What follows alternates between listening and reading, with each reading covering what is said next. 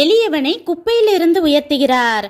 நம்ம கூட இருக்கிறவங்களே நம்மளை அற்பமா நினைச்சு உதாசீனப்படுத்தி குப்பையில எரிவாங்கன்னு வசனமே சொல்லுது.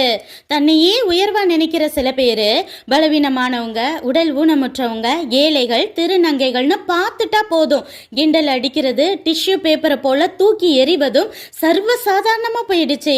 ஆனா அப்படி அற்பமா பார்க்கப்படுறவங்களுடைய தேவதூதர்கள் பரலோகத்துல ஏறி ஏறி போய் தேவனிடம் கம்ப்ளைண்ட் பண்ணுவாங்களாம். சோ பி கேர்ஃபுல்னு வசனம் எச்சரிக்குது.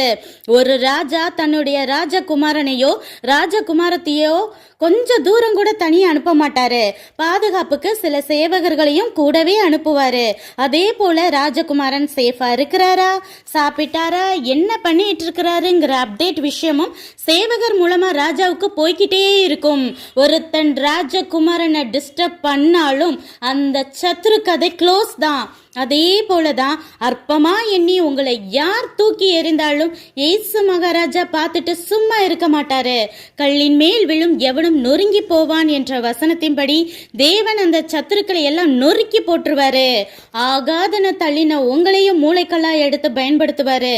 எந்த அளவுக்கு எரியப்படுறீங்களோ அந்த அளவுக்கு உயர்வு கன்ஃபார்ம். So be happy. நன்றி.